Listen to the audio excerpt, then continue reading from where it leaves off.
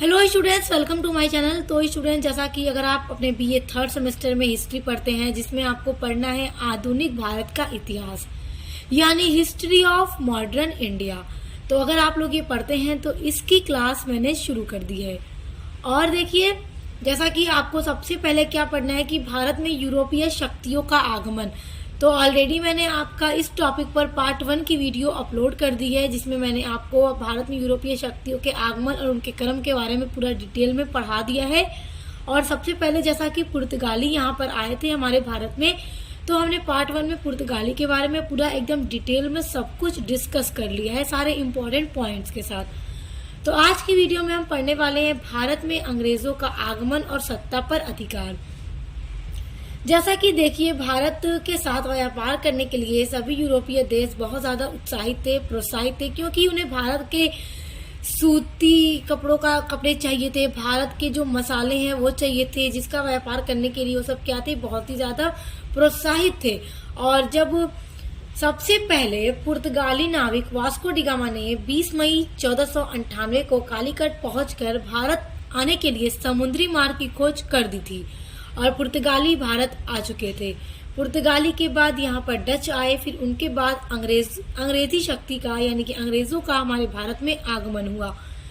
तो जैसा कि देखिए किस तरह से ये लोग हमारे भारत में एक कंपनी के रूप में आए थे, एक ऐसी कंपनी जो सिर्फ एक प्राइवेट कंपनी थी, और फिर धीरे धीरे कैसे उन्होंने सत्ता पर अधिकार जमा लिया और हमारे भारत पर 200 वर्षों तक शासन किया। तो सारी चीजें हम डिटेल में पढ़ने वाले हैं। चलिए शुरू करते हैं। देखिए, भारत में अंग्रेजों का जो आगमन हुआ था उसको एक नए युग का सूत्रपात माना जा सकता है, क्योंकि जब वो लोग आए तो उन्होंने कैसे यहाँ की व्यापार करने के साथ साथ यहाँ की राजनीति में भी हस्तक्षेप डालना शुरू किया, और फिर क्या किया, यहाँ पर व्यापार के साथ साथ यहाँ पर अपना शासन भी स्थापित करना एक उद्देश्य बना लिया था। देखिए, सन 1600 ईस्वी में अंग्रेज व्यापारियों ने इंग्लैंड की महारानी एलिजाबेथ प्रथम से भारत में व्यापार करने की अनुमति मांग ली। अब जैसा कि देखिए, अंग्रेजों से पहले पुर्तगाल और डच भारत में आ चुके थे और बहुत अच्छा व्यापार भी करने लगे थे, और अभी अंग्रेज यहाँ नहीं आए थे। और जैसा कि हमारा भारत सोने की चिड़िया था, तो भारत के पास बहुत धन था, इसलिए हर कोई इसके साथ व्यापार करके यहाँ से माल को खरीद करके यूरोप में ले जाकर महंगे महंगे दामों में बेचकर बहुत सारे धन कमाना चाहते थे। तो सभी चाहते थे कि यहाँ से धन कमा करके लूट करके लेकर अपने देश में जाएं। तो अभी तक अंग्रेज यहाँ नहीं आए थे। तो सन 1600 ईस्वी में अंग्रेज व्यापारियों ने क्या किया कि इंग्लैंड की जो महारानी एलिजाबेथ प्रथम थी उससे भारत में व्यापार करने की अनुमति मांग ली, और इसके लिए एक कंपनी की स्थापना 31 दिसंबर 1600 ईस्वी में लंदन में की गई थी, और उस कंपनी का नाम रखा गया था the governor and company of merchant of London trading in to the East Indies. देखिए, यही कंपनी का नाम रखा गया था। फिर जब ये कंपनी भारत आई तो इसे ही ईस्ट इंडिया कंपनी के नाम से जाना जाता है, और ये ईस्ट इंडिया कंपनी के नाम से ही प्रसिद्ध है, और हम जहां भी पढ़ते हैं ईस्ट इंडिया कंपनी ही पढ़ते हैं। लेकिन इसका ये आप नाम याद रखिएगा, the governor and company of merchant of London trading in to the East Indies, यही नाम रखा गया था, और ये एक प्राइवेट कंपनी थी। अब देखिए, उस समय पुर्तगाली नाविक वास्को डी गामा भारत आने के लिए समुद्री मार्ग की खोज निकाला था, और उसी मार्ग की जानकारी अंग्रेजों ने लेकर के पूरे व्यापार की तैयारी करके इंग्लैंड से क्या हुआ, एक जहाज रवाना किया गया भारत आने के लिए। तो देखिए, जो जहाज वहां से रवाना किया गया इंग्लैंड से सन 1608 ईस्वी में रवाना किया गया था, और उस जहाज का नाम था हेक्टर। तो ये प्रश्न पूछ देता है एग्जाम में, ओके, तो जहाज का भी नाम आपको याद रखना है, हेक्टर नाम था। तो यही जहाज भारत के लिए रवाना हुआ। और देखिए, जब यहाँ पे आ रहे थे, अंग्रेज आ रहे थे, पुर्तगाली आए थे, डच आए थे, उस समय भारत की जो स्थिति थी वो क्या थी, मध्यकालीन भारत था। भारत में मुगल शासन चल रहा था, और उस समय अकबर मुगल बादशाह थे। तो फिर देखिए, 24 अगस्त 1608 ईस्वी में हेक्टर नाम का ये जहाज सूरत के बंदरगाह पर आकर रुकता है, और उस समय सूरत भारत का एक बहुत ही प्रमुख व्यापारिक केंद्र था। और देखिए, इस जहाज का जो कैप्टन था, किस जहाज का, हेक्टर, जो जहाज आकर भारत के सूरत बंदरगाह पर रुका, उस जहाज का जो कैप्टन था उसका नाम था हॉकिंस। अब देखिए, ईस्ट इंडिया कंपनी को व्यापार करने का एकाधिकार प्राप्त हो गया। एकाधिकार का मतलब कि एलिजाबेथ प्रथम से अंग्रेजी व्यापारियों ने अनुमति ले ली थी।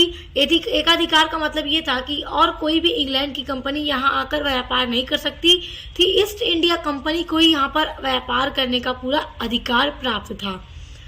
और देखिए, उस समय भारत में जहांगीर का शासन था। देखिए, अकबर का टाइम पीरियड चल रहा था, लेकिन जब ये लोग आए तो अकबर की मृत्यु हो गई थी और उनके बेटे सलीम, जो कि जहांगीर की उपाधि से शासन बने थे।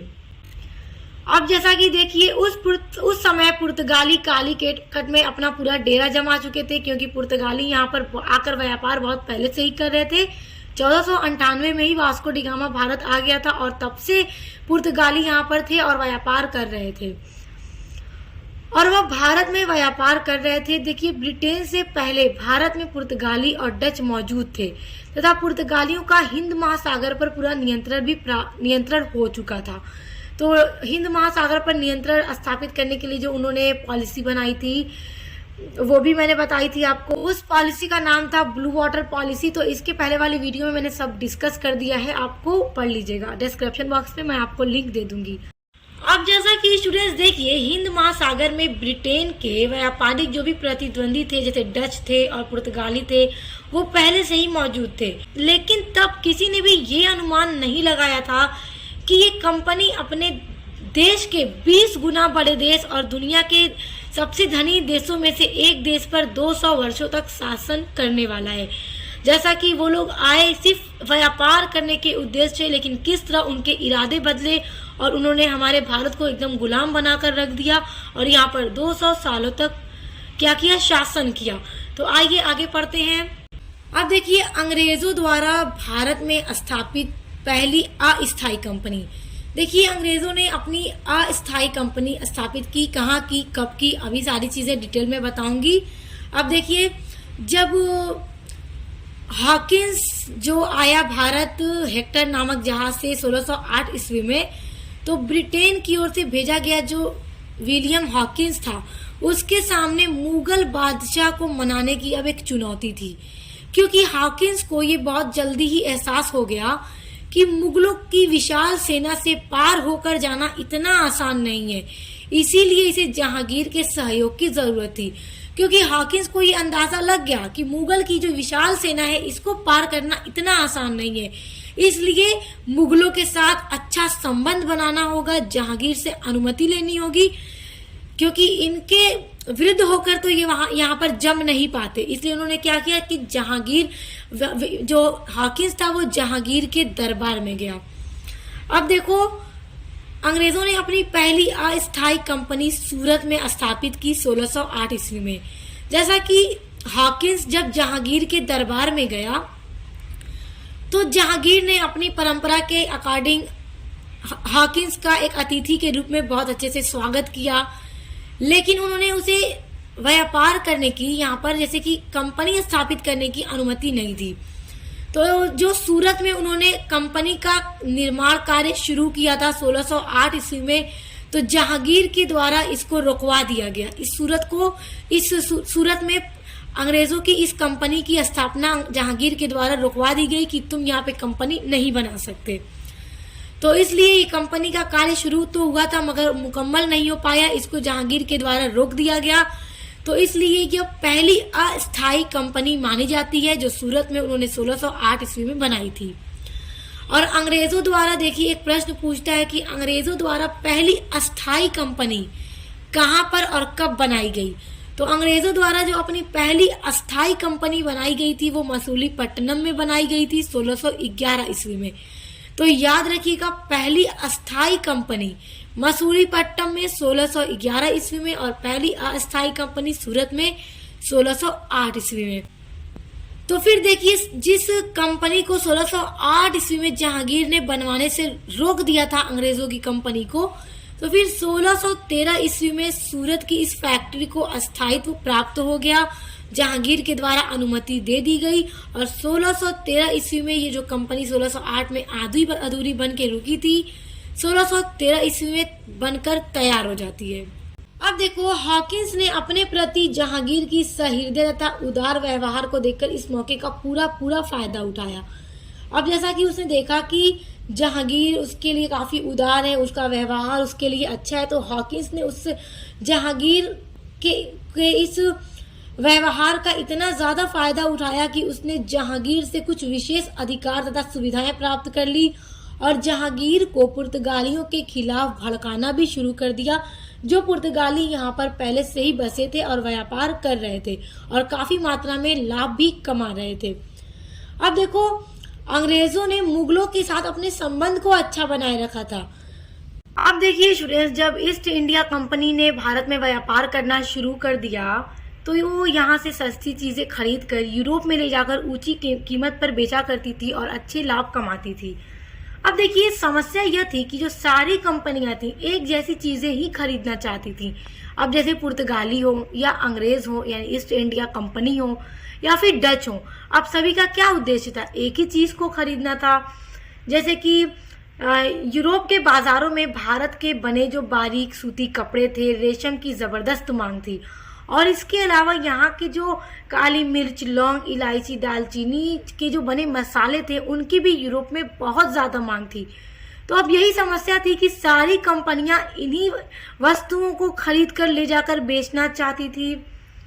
तो यूरोपीय कंपनी के बीच इस बढ़ती प्रतिस्पर्धा से भारतीय बाजारों ने इन चीजों की कीमतें बढ़ने लगी, क्योंकि जाहिर सी बात है, जब कोई भी बाजार में चीजों की डिमांड ज्यादा होगी तो उसका रेट क्या है, बढ़ने लगेगा। तो उसका रेट भारतीय बाजारों में बढ़ने लगा और उनसे जो उनको मुनाफा मिलता था तो वो भी कम होने लगा। इस व्यापार के फायदे का सौदा देखते हुए अपनी प्रतिस्पर्धी कंपनियों को खत्म करना शुरू कर दिया। यानी कि अब अंग्रेज चाहते थे कि पुर्तगाली को यहाँ से हटाया जाए, डच को हटाया जाए, डच चाहते थे इनको हटाया जाए, पुर्तगाली चाहते थे अंग्रेज और डच को हटाया जाए, ताकि तभी तो सिर्फ अपना फायदा होगा। तो क्या हुआ कि इन्होंने अपना फायदा देखते हुए अपनी सभी जो प्रतिस्पर्धी यानी जो भी कंपटीशन कंपनियां थी, क्योंकि प्रतिस्पर्धा बढ़ रही थी, और देखिए 17वीं और 18वीं शताब्दी में मौका मिलने पर क्या करती थी कि एक कंपनी दूसरी कंपनी का जहाज ही डुबो देती थी या कोई ना कोई रुकावट उनके रास्ते में खड़ा कर देती थी ताकि उनको क्या है, मुनाफा न हो पाए। तो उसके बाद देखिए, विलियम हॉकिंस जो भारत आया था राजदूत बनकर, पहला राजदूत 1608 ईस्वी में आया था और उसने जहांगीर से बहुत सारे सुविधाएं और अधिकार तो प्राप्त कर ही लिए थे यहाँ पर अधिकार करने के। लेकिन उसके बाद हॉकिंस के बाद सर थॉमस रोज 1615 में ब्रिटेन से दूसरा राजदूत बनकर जहांगीर के दरबार में भेजा गया। तो एक प्रश्न आ जाता है कि ब्रिटेन से दूसरा राजदूत बनकर जहांगीर के दरबार में कौन आया था? तो सर थॉमस रो आया था। और कब आया था? तो 1615 ईस्वी में आया था। देखिए, सर थॉमस रो 3 वर्षों तक जहांगीर के दरबार में रहा, यानी कि 1615 ईस्वी से लेकर 1618 ईस्वी तक सर थॉमस रो जहांगीर के दरबार में रहता है और वह जहांगीर से कुछ व्यापारिक छूट पाने में सफल हो जाता है। अब देखिए, इनको क्या छूट चाहिए होती थी कि इस जगह पे हमें अधिकार दे दो, उस जगह पे अधिकार दे दो, हम व्यापार करेंगे, अपनी कंपनी स्थापित करेंगे। तो इसी तरह से धीरे धीरे अंग्रेजों ने अपनी कई राज्यों में कोठियां स्थापित कर ली थी जहां से वो अपने व्यापार को बढ़ावा दे रहे थे। कंपनी के व्यापारी मुगलों की रजामंदी से भारत में सूत, नील, रेशम, चाय आदि खरीदकर उसे विदेश में महंगे दामों में बेचकर खूब मुनाफा कमाते थे। स्टूडेंट्स देखिए, ये जो मैं नोट्स बनाई हूँ आपको समझाने के लिए, सिंपल सा अच्छा नोट्स बनाया है एकदम अच्छे से सीक्वेंस में, और ये नोट्स आप चाहें तो स्क्रीनशॉट भी कर लीजिए, ये एग्जाम में आपकी बहुत हेल्प करेगा। जिनका सब्जेक्टिव एग्जाम होता है या फिर जिनका ऑब्जेक्टिव एग्जाम होता है, सभी स्टूडेंट्स के लिए इम्पोर्टेंट होंगे, क्योंकि देखिए जो चीजें हैं ना, जो सन वगैरह है आने के, कौन सा राजदूत आया, कब आया, कैसे, ये सारी चीजें आपके एग्जाम के लिए बहुत इंपॉर्टेंट होंगी। तो इसलिए आप चाहे तो इनको स्क्रीनशॉट कर लीजिएगा। अब देखिए, जैसा कि ईस्ट इंडिया कंपनी यहाँ पे अपना व्यापार कर रही थी, अब देखिए नेक्स्ट आपकी हेडिंग है ईस्ट इंडिया कंपनी का भारत पर शासन करने का उद्देश्य। अब देखिए ये कंपनी आई यहाँ पर क्यों थी? यहाँ पर आई थी सिर्फ और सिर्फ व्यापार करने, और उसका जो एक उद्देश्य, उसको क्या अधिकार मिला था? एकाधिकार मिला था भारत में व्यापार करने का। लेकिन जब वो यहाँ पर आती है, यहाँ पे इतना सारा धन देखती है, भारत इतना अमीर देश, और यहाँ पर आकर उन लोगों का इरादा किस तरह से बदल जाता है कि वो लोग यहाँ पर शासन करना अपना उद्देश्य बना लेते हैं। अब देखिए ईस्ट इंडिया कंपनी की स्थापना मूलतः एक व्यापारिक कंपनी के रूप में हुई थी। व्यापारिक कंपनी का क्या मतलब है कि यहाँ पर भारत में आकर व्यापार करना था।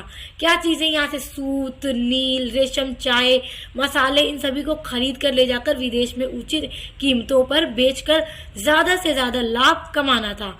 लेकिन इसीलिए उसने कोलकाता, मुंबई, मद्रास, सूरत, मसूलीपट्टनम सभी जगहों पर अपनी व्यापारिक कोठियां स्थापित की थी, और सभी जगह से वो लोग व्यापार करते थे, और उनका व्यापार काफी तेजी से बढ़ भी रहा था। और ये इतने अच्छे तरीके से व्यापार करते थे कि ये बहुत जल्दी प्रसिद्ध भी हो गए थे, और मुगलों से अपना संबंध भी बनाए रखा, क्योंकि जब तक ये मुगलों से संबंध नहीं बनाते वो कैसे कर पाते। तो इसलिए मुगलों से इन्होंने अच्छा संबंध बना रखा था, और काफी ज्यादा अधिकार, विशेषाधिकार, व्यापार करने की छूट मुगलों से प्राप्त कर ली थी। परंतु बाद में भारत में व्याप्त राजनीतिक अस्थिरता, देखिए यह अस्थिरता रहेगी, यहाँ पे स हो गया, आप इसको र बना लीजिएगा। तो भारत में जो राजनीतिक अस्थिरता थी उसको देखते हुए ईस्ट इंडिया कंपनी ने अपना पूरा उद्देश्य बदल कर रख दिया। अब देखिए अब कंपनी व्यापार के साथ साथ भारत में राजनीतिक सत्ता को प्राप्त करने के लिए भी तत्पर हो गई कि अब हम यहाँ व्यापार भी करेंगे और साथ ही साथ यहाँ पर अपनी सत्ता भी स्थापित करेंगे, और यहाँ पर क्या करेंगे? शासन करेंगे। और कैसे? देखिए एक कंपनी यहाँ पर शासन करती है। अब जैसा कि अंग्रेजों का उद्देश्य हो गया ईस्ट इंडिया कंपनी का यहाँ पर मतलब अपनी सत्ता भी स्थापित करने का, तो इस प्रकार अंग्रेजों के बीच, डच और फ्रांसीसी तीनों के बीच व्यापारिक एवं साम्राज्यवादी प्रतिस्पर्धा उत्पन्न हो गई, और इनके बीच संघर्ष भी हुए, युद्ध भी हुए, और इनमें सफलता अंग्रेजों को ही प्राप्त हुई थी। और अंग्रेजों ने अपने रास्ते से डच और फ्रांसीसी को हटा दिया, और यहाँ पर क्या किया? व्यापार भी किया और शासन भी स्थापित करते हैं। आगे अभी हम पढ़ेंगे। अब देखिए अंग्रेजों और फ्रांसीसी इन दोनों के बीच में संघर्ष भी हुए थे। कर्नाटक का पहला युद्ध, द्वितीय युद्ध, तृतीय युद्ध। तो अगर आप कमेंट करेंगे तो मैं उस पर भी वीडियो बना दूंगी। ओके, चलिए अब देखिए प्लासी का युद्ध। ये युद्ध हुआ था 1757 ईस्वी में। देखिए 1757 ईस्वी में ईस्ट इंडिया कंपनी और बंगाल के नवाब की सेना के बीच में प्लासी का युद्ध लड़ा गया था। और देखिए लॉर्ड क्लाइव के नेतृत्व में ही इस युद्ध को लड़ा गया था। और लॉर्ड क्लाइव ने नवाब के सेनापति, जो बंगाल के नवाब थे, तो बंगाल के नवाब के सेनापति थे मीर जाफर। तो लॉर्ड क्लाइव ने नवाब के सेनापति मीर जाफर को नवाब बनाने की लालच दे दी थी और अपनी ओर मिला लिया था। तो मीर जाफर ने क्या किया कि नवाब बनने की लालच में थे, नवाब बनने का सपना था, तो इसलिए ये क्या करते हैं, मीर जाफर नवाब के साथ विश्वासघात कर देता है और लॉर्ड क्लाइव के साथ ये क्या करता है, मिल जाता है। और देखिए इस युद्ध में सिराजुद्दौला की पराजय हो गई थी। क्यों पराजय हो गई थी? क्योंकि मीर जाफर ने क्या कर दिया, विश्वासघात। देखो मीर जाफर का विश्वासघात ही सिराजुद्दौला की पराजय का मुख्य कारण बना और प्लासी के युद्ध में सिराजुद्दौला हार जाते हैं और ईस्ट इंडिया कंपनी की सेना जीत जाती है और मीर जाफर को अंग्रेजों के द्वारा क्या किया जाता है, बंगाल का नवाब बना दिया जाता है। अब देखिए जैसा कि प्लासी का जो युद्ध लड़ा गया 1757 में ईस्ट इंडिया कंपनी की सेना और नवाब बंगाल के नवाब के सेना के मध्य, जिसमें बंगाल के नवाब की हार हो जाती है और ईस्ट इंडिया कंपनी की सेना इसमें जीत जाती है। और इसी प्लासी के युद्ध के बाद ही भारत में ईस्ट इंडिया कंपनी का पूरा शासन स्थापित हो जाता है। अब देखिए कैसे एक व्यापारिक कंपनी धीरे धीरे यहाँ पर अपना शासन स्थापित कर लेती है और यहाँ पर शासन करने लगती है। देखिए एक 1833 में एक चार्टर अधिनियम पारित हुआ था उस अधिनियम में ये था कि जो कंपनी थी ईस्ट इंडिया कंपनी, उसका जो अधिकार था, व्यापारिक अधिकार, पूरी तरह से समाप्त कर दिया गया था और कंपनी अब यहाँ पर शासन करने लगी थी। और उसके अलावा एक इम्पॉर्टेंट पॉइंट इसमें ये भी था, एक इम्पॉर्टेंट बात इस चार्टर में ये भी थी कि जो बंगाल का गवर्नर जनरल कहा जाता था वो अब भारत का गवर्नर जनरल कहा जाने लगा। और याद रखिएगा, भारत का पहला गवर्नर जनरल कौन बना था? तो Lord William Bentinck. Lord William Bentinck Bharat का पहला गवर्नर जनरल बना था। ओके, याद रखिएगा। तो स्टूडेंट्स, ये इम्पॉर्टेंट पॉइंट है, याद रखिएगा कि इसी युद्ध के बाद यहाँ पे ईस्ट इंडिया कंपनी का शासन पूरा शुरू हो गया। और फिर जब 1833 का चार्टर अधिनियम पारित किया गया अंग्रेजों के द्वारा, तो यहाँ पर कंपनी जो थी ईस्ट इंडिया कंपनी, उसका जो व्यापार करने का अधिकार था पूरी तरह इन्होंने खत्म कर दिया। और अब यहाँ पर सिर्फ और सिर्फ क्या करने लगे? राज करने लगे, भारत पर अपना शासन करने लगे। ओके, आइए आगे बढ़ते हैं।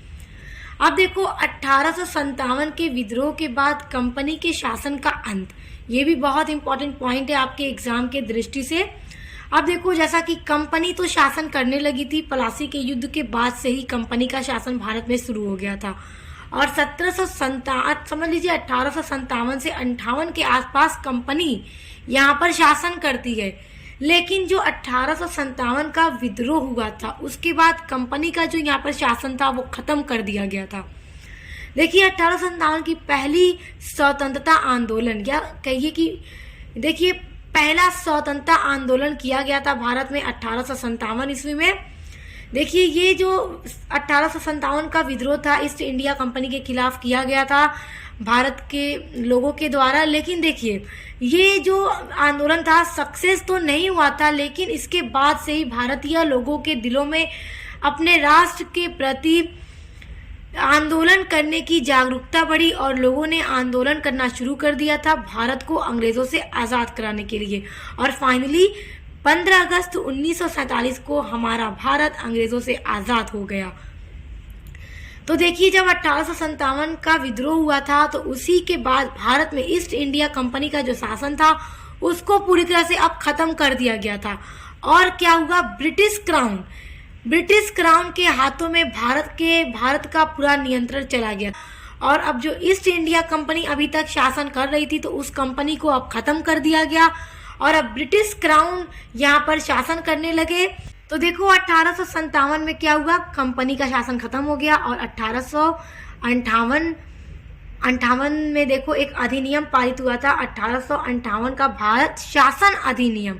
भारत शासन अधिनियम में क्या हुआ कि ईस्ट इंडिया कंपनी पूरी तरह से समाप्त कर दी गई, इसका शासन यहाँ पर खत्म कर दिया गया और देखिए भारत का शासन सीधे ब्रिटिश क्राउन के हाथों में चला गया था। और फिर देखिए, एक शाही उपाधि अधिनियम 1876 पारित किया गया, जिसमें महारानी विक्टोरिया, जो इंग्लैंड की महारानी विक्टोरिया थी, महारानी विक्टोरिया को भारत की सम्राटनी घोषित कर दिया गया था, जिन्होंने भारत पर शासन करना शुरू कर दिया। तो उसके बाद ही देखिए 1858 ईस्वी का जो भारत शासन अधिनियम था, तो उसके तहत एक देखिए जो भारत का गवर्नर जनरल था उसको अब भारत के वायसराय के नाम से जाना जाने लगा था। जैसा कि पीछे अभी मैं आपको बताया था कि 1833 के चार्टर अधिनियम में बंगाल के गवर्नर जनरल को भारत का गवर्नर जनरल कहा जाने लगा था। लेकिन फिर 1858 के भारत शासन अधिनियम में ये हुआ कि जो भारत का गवर्नर जनरल है अब वो भारत के वायसराय के नाम से जाना जाने लगा।